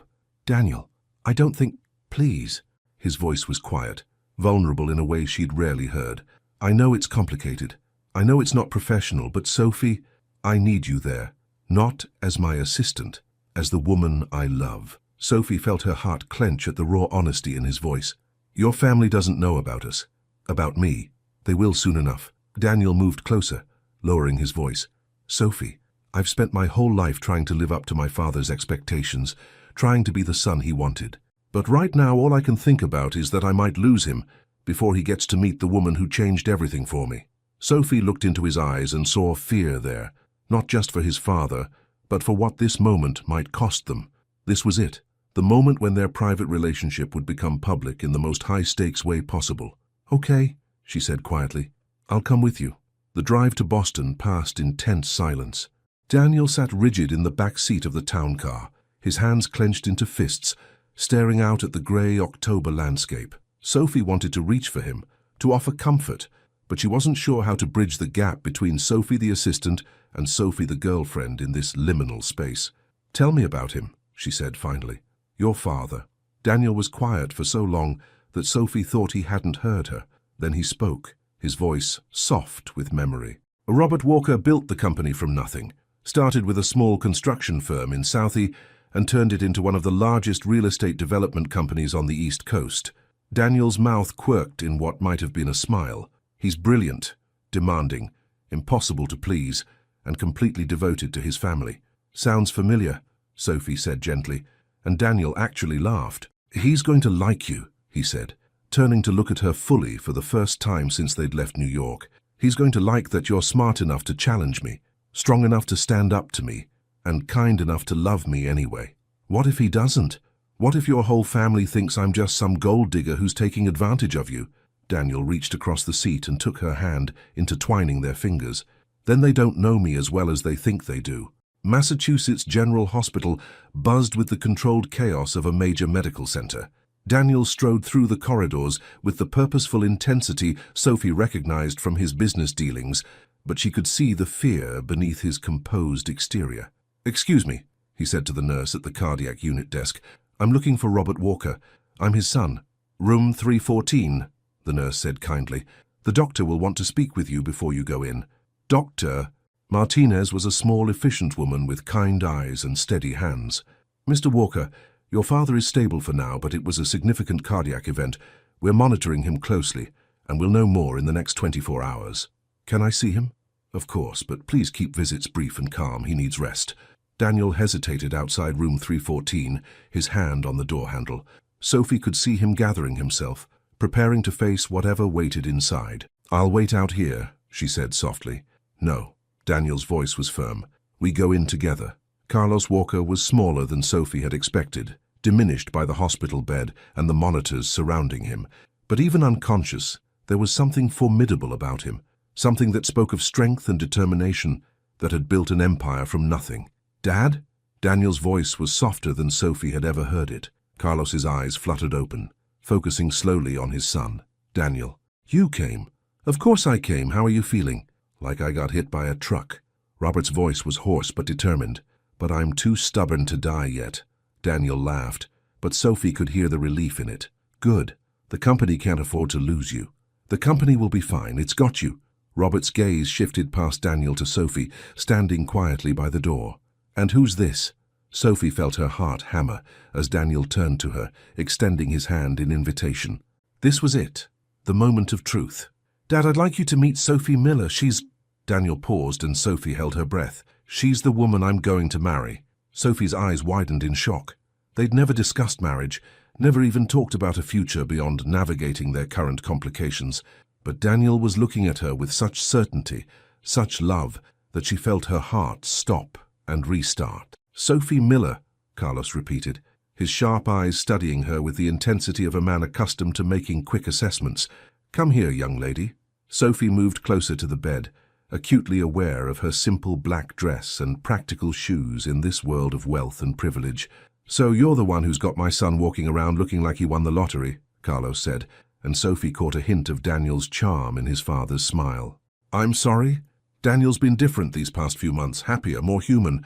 I was wondering what had caused the change." Robert's eyes crinkled. "Now I know. Mr. Walker, Carlos," he corrected. "And tell me, Sophie Miller, what do you do when you're not making my son happy?" Sophie felt heat rise in her cheeks. "I'm his assistant, actually. His personal assistant." Carlos's eyebrows rose, but not with disapproval, with what looked like amusement. "His assistant? Well, that's interesting." "Dad," Daniel's voice carried a warning. "What?" "I think it's wonderful. She knows exactly what she's getting into." Carlos turned back to Sophie. "How long have you been putting up with him?" 3 years, sir. 3 years of managing his schedule, his moods, his impossible standards, and you still agreed to marry him." Carlos chuckled, then winced as the movement pulled at his monitors. "Daniel, you'd better hold on to this one. She's either a saint or insane." "I'm going with insane," Sophie said, before she could stop herself, and Carlos's laugh was so much like Daniel's that she felt some of her tension ease. "I like her," Carlos declared. "She's got spirit. When's the wedding?" Sophie and Daniel exchanged glances. "We haven't exactly," Daniel began, "set a date yet," Sophie finished smoothly. "We wanted to make sure you were well enough to walk me down the aisle." The words were out before Sophie realized what she'd said. Carlos's face lit up with genuine joy, and Daniel was staring at her with an expression of wonder and love that made her heart race. "I'd be honored," Carlos said softly, "though you might want to ask your own father first." "My father would be thrilled to share the honor," Sophie said, surprising herself with how natural the words felt. A knock at the door interrupted them. A tall woman with Daniel's eyes and an elegant bearing stepped into the room, followed by a man who was clearly her husband. "Daniel!" The woman rushed to embrace him. "We came as soon as we heard." "Kelly, Caleb," Daniel said, returning his sister's hug. "How did you get here so fast?" "We were already in Boston for Caleb's conference. Dad, how are you feeling?" "Much better now that I've met my future daughter-in-law," Carlos said, with obvious satisfaction. Kelly's eyes widened as she noticed Sophie for the first time. "I'm sorry, I didn't realize—" "Kelly, Caleb, this is Sophie Miller," Daniel said, his arm sliding around Sophie's waist in a gesture that was both protective and possessive. "Sophie, my sister Kelly and her husband Caleb." Sophie could see Kelly doing rapid calculations, taking in Sophie's appearance, her obvious nervousness, the way Daniel was holding her like she was precious. "Sophie Miller," Kelly repeated. "Have we met before?" "I'm Daniel's assistant," Sophie said simply. "Assistant." Kelly's voice was carefully neutral, but Sophie caught the flicker of surprise in her eyes. "Well, this is unexpected." "Kelly?" Daniel's voice carried a warning, but Sophie stepped forward. "It's okay," she said quietly. "I know this is a lot to process. I know I'm not what you probably expected for Daniel." "What I expected," Kelly said slowly, "was someone who would make my brother happy." And looking at him right now, she studied Daniel's face, seeing something there that made her expression soften. "I can see that you do." "She does," Daniel said simply. "More than I ever thought possible." "Then welcome to the family," Kelly said, stepping forward to embrace Sophie, And I'm sorry if I seemed shocked, it's just that Daniel's never brought anyone to meet Dad before. Ever. Never. Sophie looked at Daniel in surprise. Never, Carlos confirmed, which tells me everything I need to know about how serious he is about you. The next few hours passed in a blur of hospital routine and family dynamics. Sophie found herself fielding questions from nurses who assumed she was family, coordinating with doctors alongside Kelly, and somehow becoming an integral part of the Walker family crisis management team. It was nearly midnight when Daniel finally convinced everyone to go back to their hotels and get some rest. Carlos was stable, the doctors were optimistic, and visiting hours were over. "You should go back to New York," Daniel said as they stood in the hospital lobby. "You've already done more than—" "Don't." Sophie's voice was firm. "Don't you dare try to send me away now. We're in this together, remember?" Daniel studied her face in the harsh fluorescent lighting. "Sophie, what you said in there about the wedding, about my father walking you down the aisle, did you mean it?" Sophie felt her heart race. "Did you mean it when you told your father I was the woman you were going to marry?" "I meant it more than I've ever meant anything in my life," Daniel said quietly. "Sophie, I know we haven't talked about it. I know it's fast, but when I thought I might lose my father today, all I could think about was how much I wanted him to know that I'd found you, that I'd found love." "Daniel, I'm not asking you to say yes right now. I'm not even asking you to wear a ring. I'm just asking if you can see it. A future where we're not just figuring this out day by day, but actually building something permanent together." Sophie looked into his eyes and saw her own hopes reflected back at her. 6 months ago, she'd been his efficient assistant, invisible and professional. Now she was standing in a Boston hospital lobby, being claimed as family by a man she'd never dared to dream she could have. "I can see it," she said softly. "I want to see it." Daniel's smile was radiant as he pulled her into his arms, right there in the middle of the hospital lobby, not caring who might see or what they might think. "I love you, Sophie Miller," he whispered against her hair. "I love you too," she whispered back, "even if you are completely insane for wanting to marry your assistant." "Especially because I'm insane enough to marry my assistant," Daniel corrected, and Sophie could hear the smile in his voice. As they walked out of the hospital together, hand in hand, Sophie realized that somewhere between Los Angeles and Boston, between panic and hope, between professional distance and personal intimacy, she had stopped being just Daniel Walker's assistant. She had become the woman he wanted to spend his life with, and for the first time since this all began, that felt like exactly who she was meant to be. True strength isn't about fitting in, it's about standing proud in who you are. 3 months later, Sophie stood in front of her bathroom mirror, her reflection radiating confidence and elegance. Tonight was the Pemberton Foundation Gala, Daniel's first major social event since Boston, and the first time she would appear publicly as his girlfriend rather than his assistant. Maya had spent the afternoon helping her get ready, transforming Sophie's small Queens apartment into a makeshift salon. The midnight blue dress hanging on her closet door was stunning, elegant, sophisticated, and chosen by Sophie herself after she'd politely declined Daniel's offer to buy her something. She was perfectly capable of investing in her own wardrobe. "Thank you very much." "You look like royalty," Maya said from the doorway, her voice filled with pride. "I feel like myself," Sophie corrected, adjusting her grandmother's pearl necklace with steady hands. "Just the best version of myself." "That's exactly who Daniel fell in love with," Maya reminded her. "Don't you forget it." A knock at the door interrupted them. Daniel stood in her hallway, looking devastating in his black tuxedo, his steel blue eyes warm with admiration as he took in her appearance. "You're absolutely stunning," he said simply. "Thank you. You clean up pretty well yourself," Sophie replied, with a confident smile that made Daniel's breath catch. "Sophie, are you ready for this?" The question carried weight beyond the evening ahead. "I've been ready for this my whole life," Sophie said, surprising both of them with the certainty in her voice. "I've worked hard to get where I am. I know who I am, and I'm proud of what we've built together." The Plaza Ballroom glittered with old money elegance, but Sophie walked in like she owned the place. She'd grown up in Detroit, worked her way through Columbia, and earned her position at one of New York's most prestigious companies through merit and determination. This was just another room full of people, and she'd never let anyone make her feel less than worthy. "Breathe," Daniel murmured as they paused at the ballroom entrance. "I am breathing," Sophie replied with a radiant smile, "and I'm excited to meet everyone." The first hour flew by in engaging conversations and genuine connections. Sophie found herself discussing economic policy with a senator's wife, sharing travel stories with a museum director, and even offering career advice to a young woman just starting in finance. Daniel watched her work the room with growing amazement and pride. "Daniel," Richard Pemberton approached with a warm smile. "Good to see you, son. How's your father?" "Much better, thank you. He's actually planning to be back in the office part-time next month." Daniel's arm settled proudly around Sophie's waist. "Richard, I'd like you to meet Sophie Miller. Sophie, this is Richard Pemberton, our host for the evening." "Mr. Pemberton, what a pleasure," Sophie said, extending her hand with poise. "Thank you for hosting such a beautiful event. The work the Pemberton Foundation does with education initiatives is truly inspiring." Richard's eyes lit up. "You're familiar with our work?" "Of course.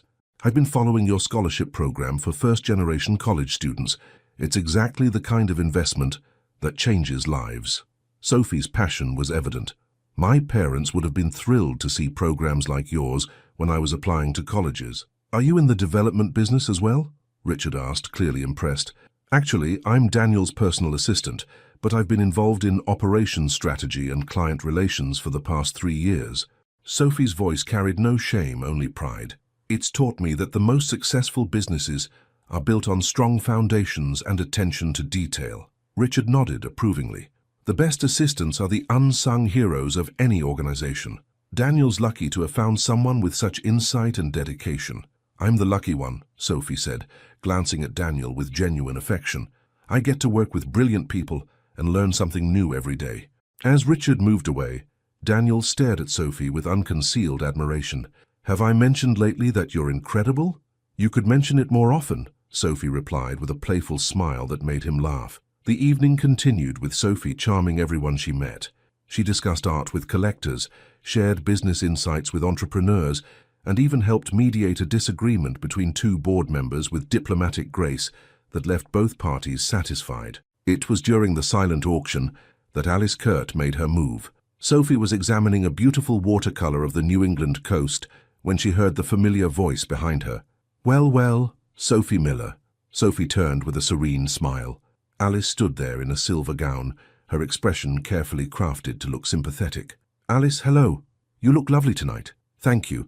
I must say I'm surprised to see you here. These events can be quite overwhelming for newcomers." Sophie's smile never wavered. "On the contrary, I'm finding it delightful. There are so many accomplished people here with fascinating stories." Alice moved closer, lowering her voice. "Sophie, I was hoping we could have a little chat, woman to woman." "Of course, what's on your mind?" "I've known Daniel for years and I've seen him go through phases.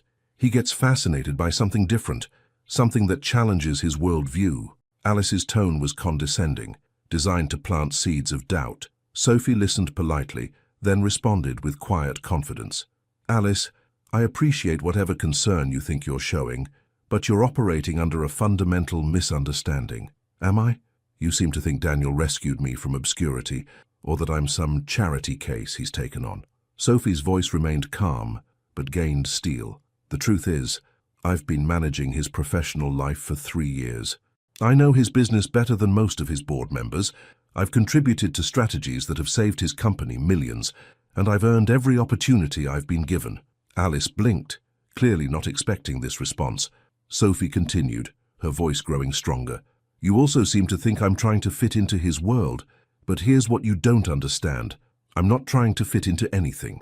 I'm building something new with Daniel, something based on mutual respect, shared values, and genuine partnership.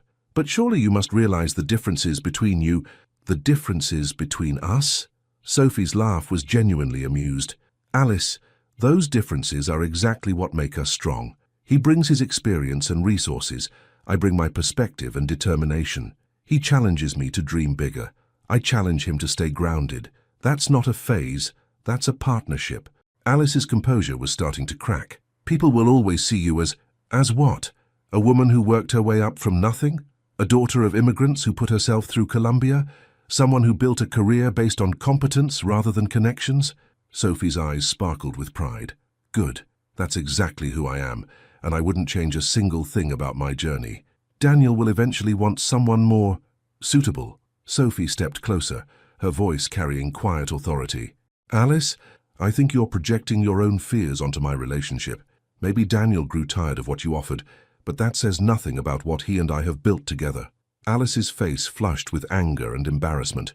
Here's the thing, Sophie continued, her tone remaining kind but firm. I didn't choose Daniel because he's wealthy or powerful. I chose him because he's kind, because he challenges me intellectually, because he sees my worth and celebrates it. And he didn't choose me as some exotic experiment. He chose me because I make him laugh, because I call him on his nonsense, and because I love him for who he is, not what he has. Sophie paused, letting her words sink in. So, while I appreciate your concern, I'm exactly where I belong.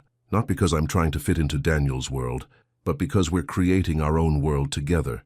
With that, Sophie turned back to the painting, effectively dismissing Alice, who stood there for a moment before walking away with whatever dignity she had left. Daniel appeared at Sophie's side moments later, having witnessed the entire exchange from across the room. I've never been more proud of anyone in my entire life, he said quietly. Good, Sophie replied with a radiant smile, because I've never been more proud of myself. Sophie Miller, you are absolutely magnificent. I know, Sophie said with playful confidence. The question is, are you ready to spend the rest of your life with a woman who knows her own worth? Daniel's answer was to pull her into his arms, right there in the middle of the gala, and kiss her, like she was the most precious thing in the world. The rest of the evening was a triumph. Sophie continued to charm everyone she met, and Daniel watched with growing amazement as the woman he loved showed the entire room exactly why she belonged at his side, not as an accessory, but as an equal partner. In the car ride home, Sophie kicked off her heels and curled up beside Daniel, with the satisfaction of a woman who had faced her biggest test and emerged victorious. So, Daniel said, stroking her hair, how does it feel to conquer New York society? It feels like Tuesday, Sophie replied with a laugh. Daniel, I never needed their approval to know who I am. I just needed to remember it myself. And what did you remember? Sophie looked up at him with eyes bright with confidence and love. That I'm Sophie Miller from Detroit. I put myself through college, I built a career, I earned my place in your life, and I'm not apologizing to anyone for any of it. I love you, Daniel said simply. I love you too, Sophie replied. All of you. Your ambition, your kindness, your terrible habit of working too late, and yes, even your ridiculously expensive lifestyle that I'm still getting used to. Just getting used to? Sophie grinned. Well, I did look pretty good in diamonds tonight. Daniel's laughter filled the car as they drove through the city toward their future. A future built not on Sophie trying to become someone else, but on both of them becoming the best versions of themselves together. And if Alice Kurt was somewhere in the city licking her wounds and wondering how she'd been so thoroughly outmaneuvered by an assistant from Detroit, well, that was just an added bonus. 2 years later, the morning sun streamed through the floor-to-ceiling windows of their Upper East Side penthouse, casting golden light across the marble kitchen island, where Sophie Walker, she still got a thrill from her new surname, was making coffee in Daniel's old Columbia t-shirt and nothing else. She could hear the shower running in their master suite and smiled, remembering how just 2 years ago she'd been terrified to stay over in his hotel room.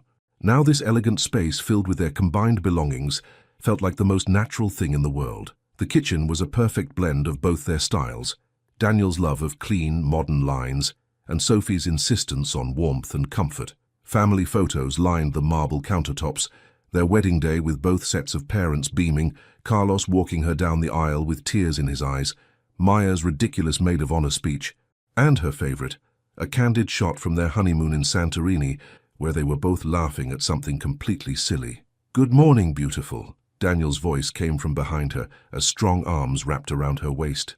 Morning, husband, Sophie replied, leaning back against his chest as he nuzzled her neck. Even after 2 years of marriage, the word still made her heart flutter. What's on your agenda today, Mrs. Walker? He murmured against her ear in a way that made her consider cancelling all her meetings. Board presentation at 10, lunch with Maya at noon, and... Sophie turned in his arms with a mischievous smile. Dinner with your parents at 7. Your mother specifically requested I bring my famous lasagna. My mother adores you more than she adores me, Daniel said, pressing soft kisses along her jaw, which is both wonderful and mildly insulting. She's been asking when we're going to give her grandchildren again, Sophie said, watching Daniel's face carefully. His eyes darkened with something that made her pulse race. And what did you tell her? That we're still practicing, Sophie replied with a grin that made Daniel groan. Sophie Walker, you're going to be the death of me. Mrs. Sophie Walker, she corrected playfully. VP of Strategic Development Sophie Walker. Your wife Sophie Walker, who you're completely crazy about. All of the above, Daniel agreed, capturing her lips in a kiss that tasted like coffee and promises and forever. They were interrupted by Sophie's phone buzzing on the counter. Maya's name flashed on the screen with a text, "Stop making out with your husband and check the news. You're famous again." Sophie laughed, showing Daniel the message.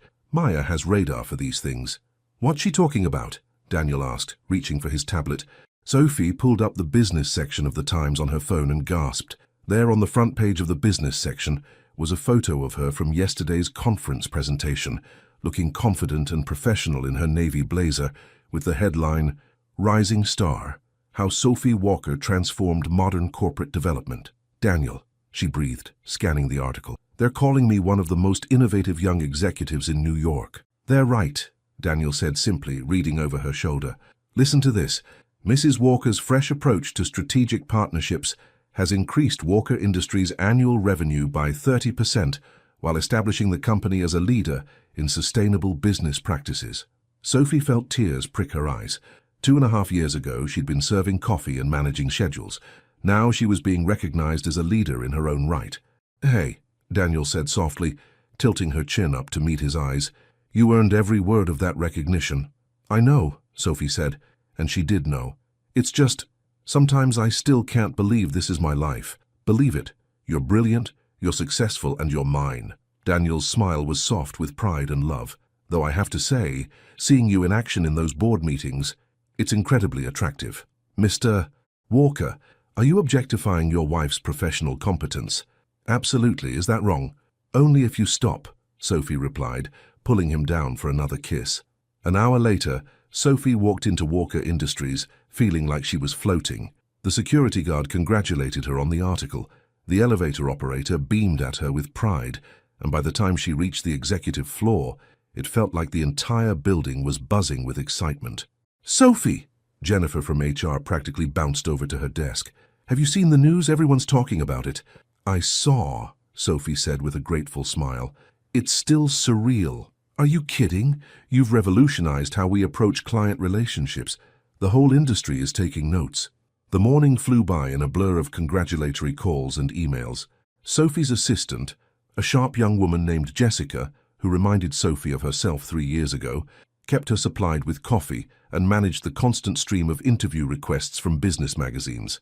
At lunch, Maya was practically vibrating with excitement as they sat in their favorite cafe in the village. "Girl, you're on the cover of Fortune next month," Maya announced, sliding the advance copy across the table. "Look at you, looking like the boss you always were." Sophie stared at the magazine cover, herself in a power suit, standing confidently in front of the Walker Industries logo, with the caption, "New Generation Leaders, the Future is Female." "My parents are going to frame this," Sophie said, laughing at the thought of her father showing it to everyone at the post office. "They should. You're representing for all of us." Maya leaned forward conspiratorially. "So speaking of family, when are you and Daniel going to start making some little walkers?" Sophie felt heat rise in her cheeks. "Maya, what?" "I'm asking as your best friend, who wants to be the coolest aunt in New York.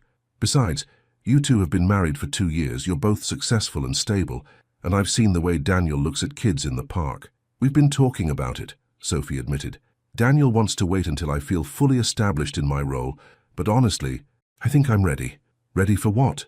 Maya pressed with a knowing smile. "Ready to build a family with him, ready to see what our kids would look like, what they'd be like." Sophie's voice grew soft with possibility.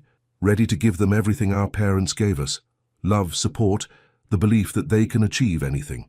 And the ability to navigate both worlds," Maya added meaningfully. "Exactly.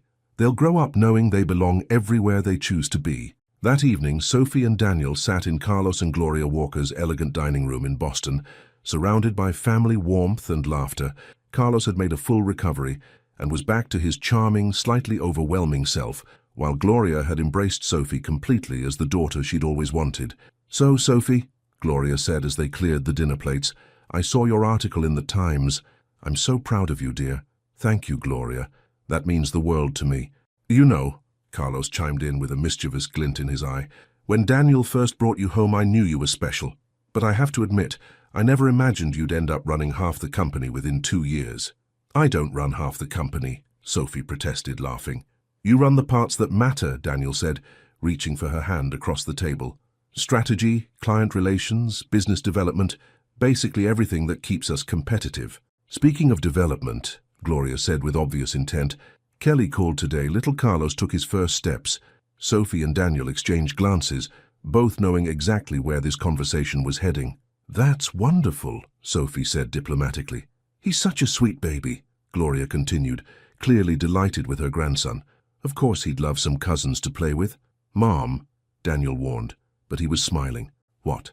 I'm just saying I'm not getting any younger, and I have so much love to give to grandchildren. Sophie felt Daniel squeeze her hand under the table and made a decision that surprised even her. Actually, she said, her heart racing with excitement and certainty, you might not have to wait much longer. The table went completely silent. Gloria's eyes widened with hope. Carlos grinned like he'd won the lottery, and Daniel stared at Sophie with an expression of wonder and joy. Are you saying, Gloria whispered.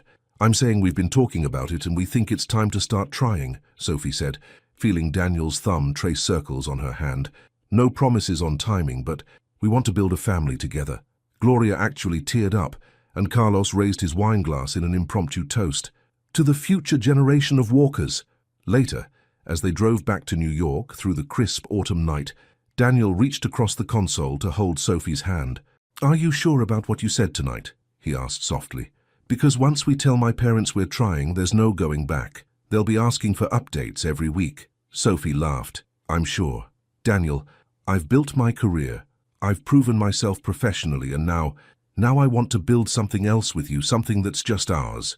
A family, Sophie confirmed. Little people who'll have your determination and hopefully my common sense. And your strength, Daniel added, and your intelligence and your ability to charm everyone they meet. They're going to be amazing, Sophie said with quiet confidence. They are, Daniel agreed, just like their mother. 6 months later, Sophie stood in the bathroom of their penthouse at 6 in the morning, staring at 2 pink lines on a pregnancy test, with tears streaming down her face. Sophie, Daniel's voice came from the bedroom, thick with sleep. Everything okay? She walked back into their bedroom, test in hand, unable to speak past the emotion in her throat. Daniel sat up immediately, instantly alert. What is it?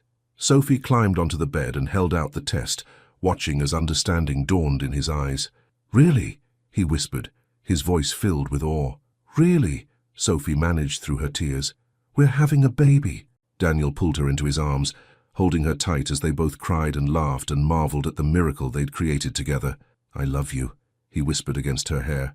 I love you both. We love you too, Sophie whispered back, and in that moment, surrounded by morning light and infinite possibility, Sophie Walker knew that every struggle, every fear, every moment of doubt had led her exactly where she was meant to be.